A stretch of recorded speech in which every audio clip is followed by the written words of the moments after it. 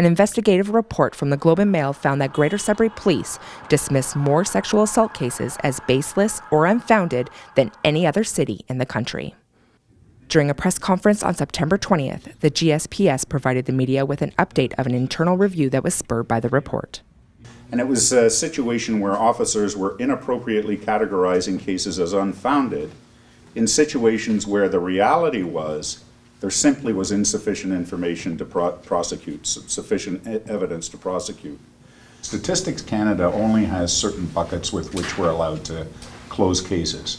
Either they're solved, or they're open and pending, or they're unfounded. And so when we get a situation where there just isn't enough evidence to bring a case to court, we're faced with a difficult situation of which bucket do we put it in.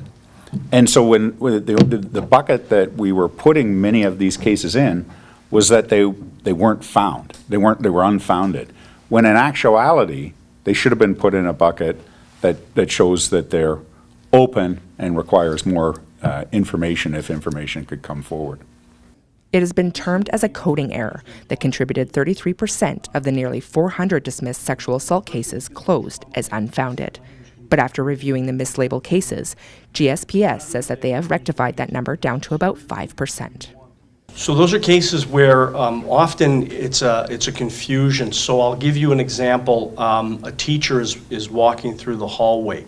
Normally these cases are third-party complaints, so someone else has called the police. Teacher is walking through the hallway and hears two students discussing a sexual assault and believes that one of the students has been sexually assaulted and calls police. Officers arrive, and in speaking to the students they learn it's a mistake. We were talking about a movie that we saw last night and no sexual assault ever happened. Okay, so that's unfounded because it never occurred.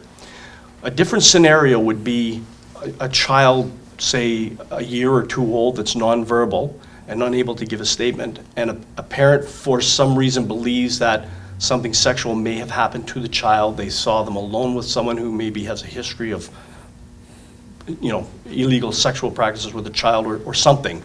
Something has caused them to believe that there has been a sexual assault, but there's no proof and there's nowhere that we can go with it, right? There's no way to investigate it because there's nothing that, when the child is examined medically, it's either inconclusive or they can't say if anything's happened. The child can't give a statement and there are no witnesses and there's no physical evidence. Now those cases should not be closed as unfounded because we don't know that it didn't happen, we don't know that it did happen, and we've got no other avenues to pursue. So those cases are unsubstantiated, meaning they continue forever because someday a witness may come forward or evidence may be gathered or what have you. But we don't want to put them in the unfounded category.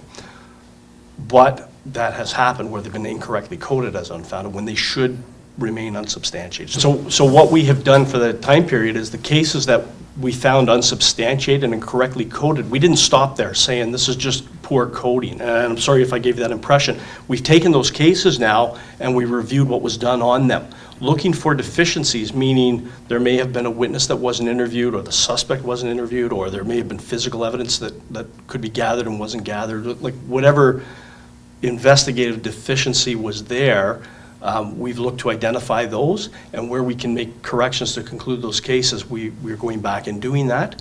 And in cases that we feel that the investigation just needs to be reopened, in cases where it's a matter of concluding one or 2 points, it may go back to the investigator, but for the most part, we've assigned a single detective, and that's his only job, is to go through those cases. And cases that should be reopened, he's reopening those, and they're being reinvestigated. In cases where we have charges, those charges are being laid, and they're going before the courts.